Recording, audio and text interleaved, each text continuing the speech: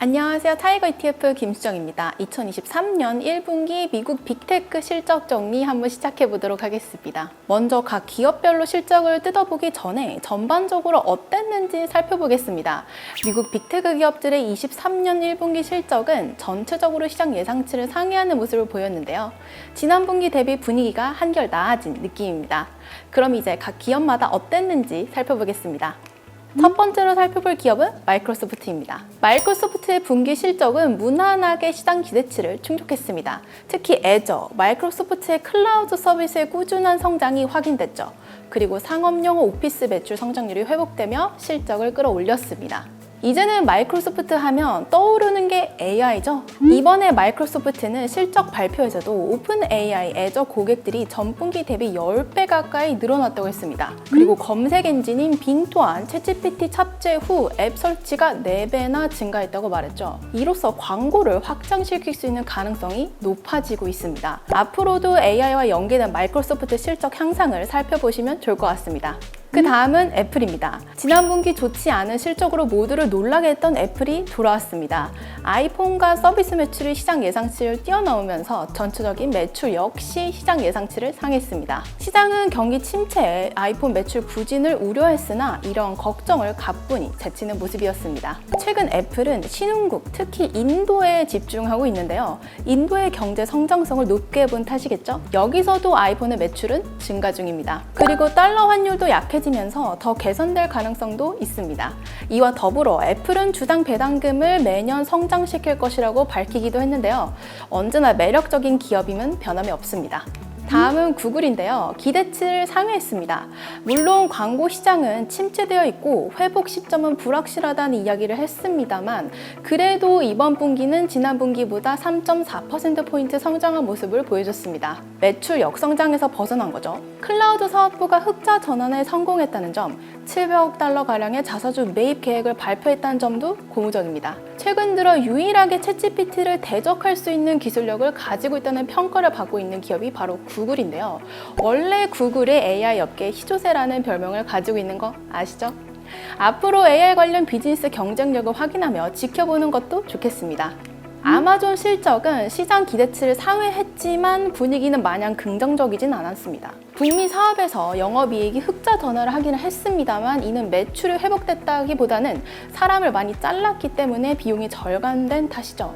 작년부터 27,000여 명을 해고했거든요. 여전히 매출이 본격적으로 나아질 것이다 라고 말하기는 어려운 상황인 것 같습니다. 지난 분기부터 좋아지는 모습을 보여왔던 메타는 이번 분기에도 시장 예상치를 상회하는 모습을 보여줬습니다.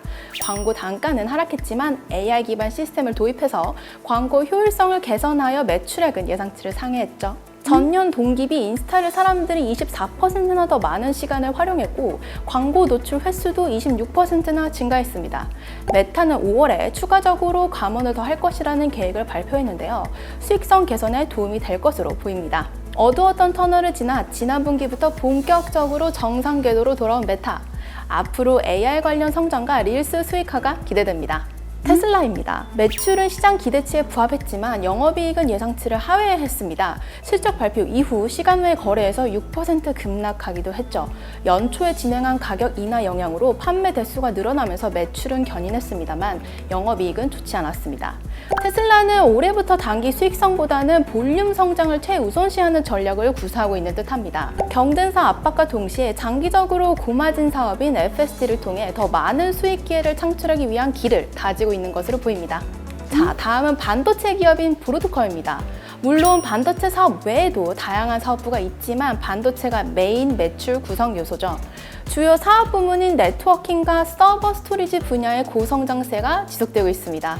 하이퍼스케일러 고객사를 위한 네트워킹 솔루션을 제공하고 데이터 센터향 컨트롤러가 매출을 이끌고 있습니다. 그리고 브로드컴도 AI와의 연관성이 깊다는 사실 알고 계신가요? 반도체 기업으로 손꼽히는 기업 중에 하나입니다. 생성 AI는 GPU가 수백 개로 연결되고 AI 엔진 렉을 병렬 결합해야 되는데요. 브로드컴이 AI용 네트워크에 들어가는 실리콘, 이더넷 스위치, 패브릭을 생산합니다. 긍정적인 실적에 앞으로 AI 모멘텀까지 기대가 되는 기업입니다.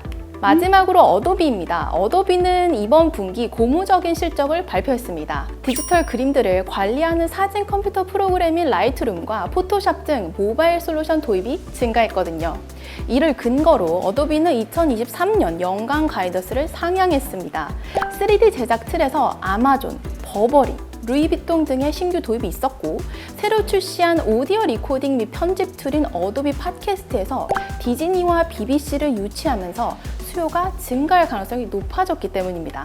물론 피그마 인수 문제는 여전히 불확실성으로 남아있긴 하지만 M&A 문제가 잘 해결되고 미국 법무부와 진행 중인 반독점 소송이 마무리된다면 억눌려 있던 주가도 회복할 것으로 보입니다. 이렇게 어도비까지 타이거 미국 테크 탑10 INDXX ETF의 실적을 기업별로 살펴봤는데요. 지난 분기보다는 분위기가 전반적으로 더 좋습니다. 앞으로 미국 연준의 금리 동결 이후 성장주에 대한 관심이 돌아온다면 미국 빅테크 기업들의 관심을 가져보는 건 어떨까요? 저는 다음 분기에 더 재미있는 실적 리뷰로 돌아오겠습니다. 감사합니다.